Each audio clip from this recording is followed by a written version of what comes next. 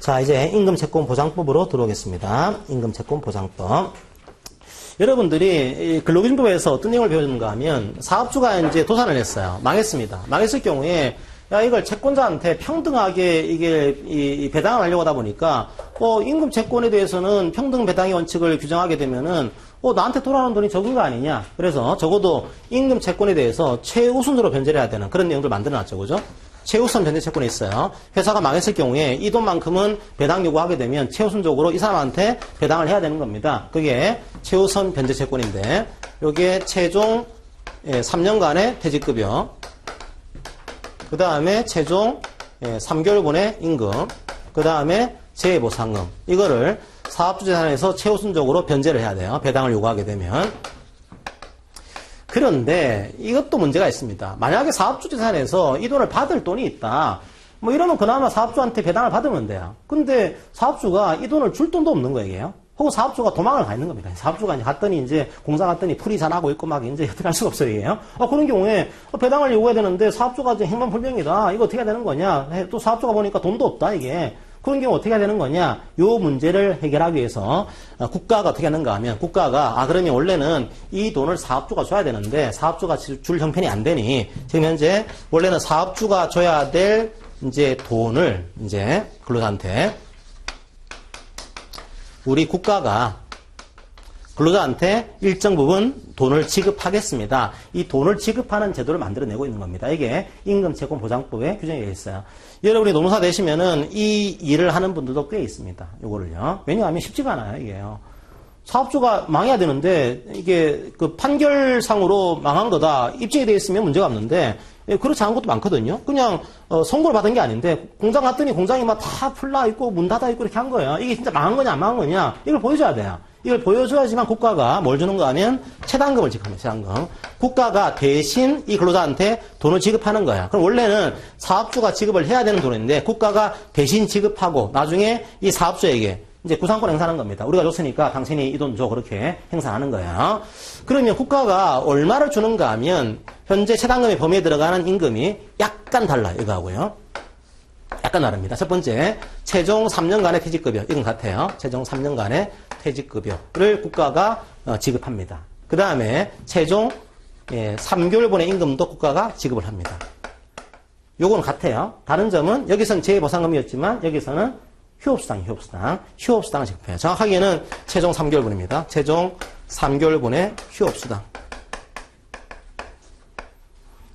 그러니까 아무래도 이 정도 됐으면은 회사가 이제 일 안 하고 있을 거 아니에요. 그죠? 그때는 이제 국가가 최종 3개월까지는 휴업수당을 지급하겠습니다. 이걸 만들어 둔 거예요. 자, 이런 형태로 지급을 하게 됩니다. 자, 그런데 이걸 어떻게 지급하는가 하면 원칙적으로는요, 지금까지 이 돈을 지급하는 형태가 재판상으로 도산을 했다. 재판상으로 도산을 했다. 혹은 사실상 도산했다. 이 경우에만 국가가 이 돈을 대신 지급하고 이제 사업자한테 구상권 행사하는 이런 구조가 만들어졌습니다. 우리가 이제 이런 형태를 보통 일반 채당금 그런 표현을 씁니다. 일반 채당금.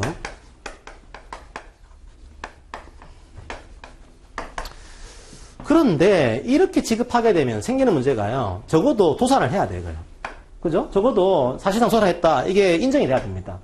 이게 인정이 안 되는 거예요. 인정이 안 됐을 경우에는 채당금이 지급 안 됩니다. 이게. 그런데 사업주가 임금 체불을 하고 있는 거예요. 임금 체불을 해서 문제가 되고 있다. 그래도 노동부가 이 돈을 안 줍니다. 안 주다 보니까 이거 사업주가 도산하지 않았더라도 먼저 국가가 돈을 좀 줘야 될 필요가 있는 거 아니야? 이것 좀 뭔가 줘야 되는 게 있을 것 같다. 그래서 제도를 하나 추가를 했어요. 뭘 추가했는가 하면 소액채당금이라는 제도를 추가했습니다. 소액채당금. 물론 이 돈은 금액이 좀 작아요. 작긴 한데 설사 도산 선고라든지 혹은 사실상 도산을 하지 않았다고 하더라도 임금 체불에 대한 그런 판결을 받게 되면 그 판결을 근거해서 노동부가 돈을 주는 겁니다. 이제 여기서는 도산 선고가 안 나왔으면 돈을 안 줘요. 그런데 여기서는 이거 도산 선고 안 났더라도 임금 체불에 대한 법원의 판결이 있으면은 우리가 돈 드릴게요. 근데 돈 금액이 좀 작아요. 어쨌든 드리는 것으로 지금 만들어 둔 겁니다. 이런 제도를 지금 설정하고 있어서 우리가 이거를 임금채권을 국가가 보장해 주는 거다. 임금채권 보장법이다. 그런 표현을 쓰고 있는 겁니다. 자, 이렇게 기본적인 내용을 이해하시고서 한번 총칙을 보겠습니다. 총칙을 보시게 되면 과연 그러면 임금채권보장법은 어떤 사업장에 적용되는 거냐? 3번을 볼게요. 3번. 산재보험에 의무적으로 가입해야 되는 사업 또는 사업장에 적용됩니다. 그러니까 임금채권보장법은 산재보험과 연동이 되어 있어요. 이게 왜 그런가 하면은, 이제, 산재보험 보험료를 보게 되면은 그 보험료 속에 임금채권 보장에 대한 보험료가 같이 연동이 되어 있습니다. 그러니까 산재보험하고 연동이 되는 그런 구조예요. 산재보험에 가입을 해야 되는 사업장은, 즉, 산재보험료를 내야 되는 사업장은 이 법을 적용하겠습니다. 이렇게 만들어 놨습니다. 자, 그렇게 하시고, 그 다음에, 이제, 체불임금을 지급하는 거예요, 이제. 제가 복잡하니까 여러분들이 일단 표를 먼저 정리해드리고 이제 보는 게 좋을 것 같아요. 495쪽으로 옵니다. 495쪽. 이 표만 이해하시더라도 1차에서는 큰 문제는 없을 것 같아요. 495쪽에 표를 보겠습니다. 그러면 국가가 뭘 지급하는 거냐? 최종 3개월분의 임금 혹은 최종 3개월분의 휴업수당이에요. 자, 최종 3개월분의 임금과 최종 3개월분의 휴업수당 그리고 최종 3년분의 퇴직금입니다. 퇴직금.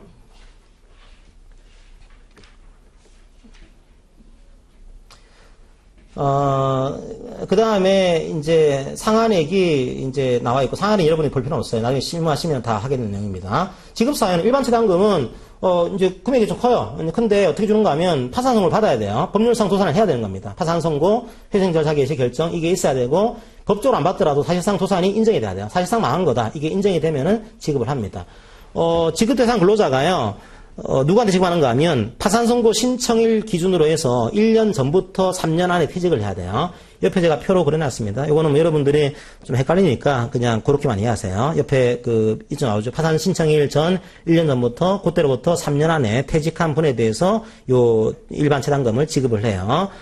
청구한 기간은 또 선고일부터 2년 안에 체당금을 청구를 해야 됩니다. 2년 안에 청구하지 않게 되면 이 돈이 안 나와요, 또. 그러니까 지급 대상 근로자가 있고, 이 근로자가 언제 안에 신청해야 되는 거다. 그런 절차 조항들을 만들어 두고 있습니다. 그런데 소액체당금은, 이거 우리가 파산 선고 안 났는데요? 라고 하더라도, 임금 체불에 대해서 확정된 판결이 있다. 이때는 청구할 수 있는 겁니다. 소액체당금은 확정된 종국 판결. 누구한테 지급하는 거냐? 지급 대상자는 퇴직일 다음 날부터 2년 안에 소송을 제기한 퇴직 근로자예요. 그 근로자한테 지급합니다.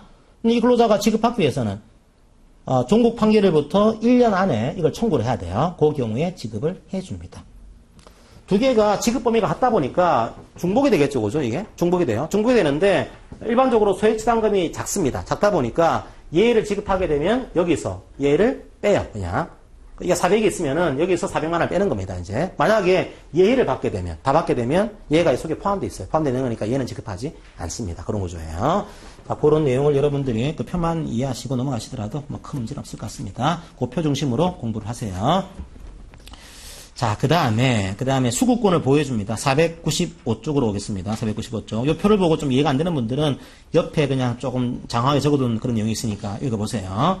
그걸 봐도 이해가 안 될 수 있어요. 한번 표를 먼저 보시면서 공부하는 게 빠를 것 같습니다. 그냥. 수급권을 보여줍니다. 495쪽에 2번. 체당금을 지급받을 권리는 양도 또는 담보하거나 압류하거나 담보로 제공할 수 없습니다. 이것마저 양도하고 담보하게 되면은, 이제 안 그래도 망해가지고 힘든 사람인데, 이것까지 담보한다, 압류한다, 그렇게 할 수는 없겠죠. 그죠? 할 수는 없어요. 그리고 체당금을 수령할 때는, 가족에게 수령을 위임할 수는 있습니다. 체당금 수령을요. 부상, 질병 때문에 체당금 수령할 수 없다. 그때는 가족에게 수령을 위임할 수는 있어요. 미성년자, 체당금 지급 청구할 수 있을까요? 가능해요. 미성년자라고 하더라도 임금에 대해서는 넓게 권리를 인정해주고 있습니다. 미성년자도 독자적으로 체당금의 지급을 청구할 수 있다. 이렇게 하시고. 그 다음에, 나머지는 좀 읽어보시고요. 496쪽에 임금 지급 청구권 등의 대위라는 표현이 나옵니다. 미지급 임금 청구권 등의 대위. 496쪽. 노동부 장관은 근로자에게 체당금을 지급했을 때에는 그 지급한 금액의 한도에서 그 근로자가 해당 사업주에 대해서 미지급 임금 등을 청구할 수 있는 권리를 대위한다. 그러니까 이런 거죠. 원래는 이 사업주가 이 돈을 줘야 되는데 안 줘서 제가 줬단 말이에요. 줬으니까 이 근로자가 사업주한테 임금액이라든지 퇴직금을 청구할 수 있는 권리가 있을 거 아니에요. 그죠? 이 권리를 국가가 대위를 하는 겁니다. 대신 행사하는 거죠, 이제. 그리고 이 대위권에는 뭐가 들어가 있는가 하면 우선 변제권이 포함되는 거예요. 최종 3개월분의 임금, 최종 3년간의 퇴직금 이것도 우선 변제해야 되는 거다. 이 권리도 국가가 대신 변제했으니까 변제자의 권리로서 대위하는 거, 그걸 얘기하고 있는 겁니다. 그 사업주의 권리를 국가가 대신 행사하는 거죠. 노동장관이 그 권리를 대위하는 거다. 임금 채권을 좀 보장해주기 위해서 사업주로부터 임금 채권에 대한 부담금을 징수해요. 여기에 이제 그 산재보험료하고 연동이 되어 있는 구조입니다, 이게. 자, 그렇게 하시면 되고. 나머지는 뭐 이제 부당이득은 환수를 해야 되고 포상금 뭐 이런 것들을 신고하면은 지급할 수 있고 이런 내용들이 나와 있습니다. 한번 나중에 읽어보시기를 바랍니다. 하나 더 보시면요. 496쪽에 원래 부담금을 이제 지급을 해야 되는데 부담금을 경감할 수 있는 사업주가 있어요. 어떤 사업주가 있는가 하면 퇴직금을 미리 정산해서 지급한 사업주, 그 다음에 연금제도 같은 것들을 설정한 사업주, 외국인 근로자의 출국 만기보험이나 신탁에 가입한 사업주, 이런 사업주들은 부담금을 경감할 수도 있다. 이런 내용은 한번 여러분들이 보시기 바랍니다. 나머지 뭐 보조나 협조청 이런 절차적인 것들은 시간 나실 때 한번 읽어보시기 바랍니다.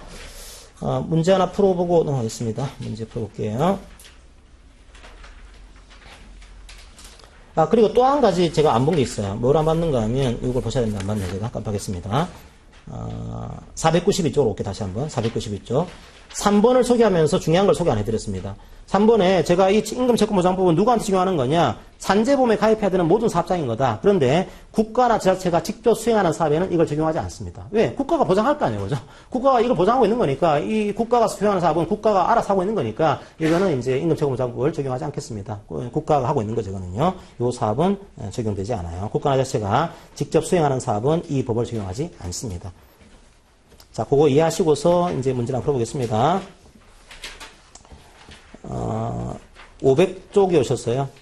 500쪽에 한번 계속 2017년도 문제 풀었으니까 2016년도 문제 풀어볼까요? 3번 문제 한번 풀어보세요. 3번 문제.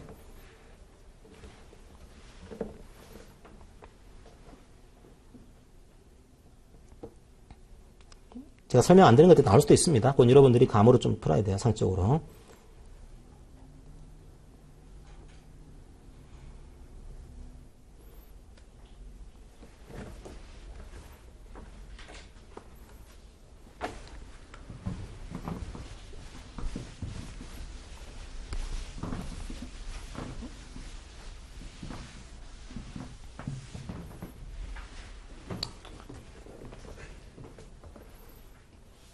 예, 첫 번째로는 뭐 임금채권 보장에 따른 그런 비용 같은 경우에는 이게 이 기금으로 이제 커버가 안 될 수가 있으니까 일반에 비해서 약간 부담하는 것도 지금 인정을 하고 있습니다. 그 다음에 임금채권 보장 기금 심의위원회가 있는데 항상 이런 심의위원회는 동수로 구성된다라고 하는 것만 이해하시면 돼요. 일반적으로 동수입니다. 이게 최단금 지급받을 권리는 양도할 수도 없고 담보로 적용할 수도 없습니다. 그리고 미성년자도 독자적으로 신청할 수 있어요. 가능합니다. 최단금 수령은 부상이나 질병이 있을 경우에는 가족에게 수령을 위임할 수 있어요. 그죠? 대통령령으로 위임할 수 있도록 규정을 두고 있습니다. 정답은 3번이 돼요. 자, 그렇게 몇 가지 중요한 것들 중심으로 해서 여러분들이 학습을 하시고, 제가 옆에 기출 문제를 실어놨습니다. 여기 기출 문제는 거의 노무사 10년치 기출 문제니까 OX만 정확하게 보시더라도 웬만한 문제는 풀 수가 있을 거예요.